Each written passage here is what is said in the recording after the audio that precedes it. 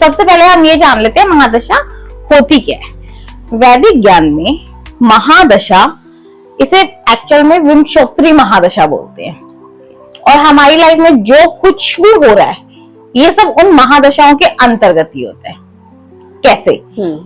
महादशा हमारी, अब एक ह्यूमन बीइंग की, एक नॉर्मल इंसान की लाइफ कितनी होती है? लगभग 100 ईयर्स, 120 साल। नॉर्मली जो हमें भगवान की तरफ से लाइफ मिली है वो है एक इंसान की 120 साल की। ठीक है। अब इस 120 साल में हमारे ग्रह टोटल कितने, आप बताएं? 9 ग्रह हैं। 9 ग्रह हैं। 120 साल हमारे एक इंसान की लाइफ है, तो उसी के हिसाब से पूरे 9 ग्रहों की महादशा आती है। ठीक है। ठीक है। सबसे पहले मैं आपको महादशा का क्रम बता देती हूँ, किस सीक्वेंस में ये आती है। और वो क्रम हमेशा फिक्स ही रहता है, वो कभी भी बदलता नहीं है, चेंज नहीं होगा। ठीक है।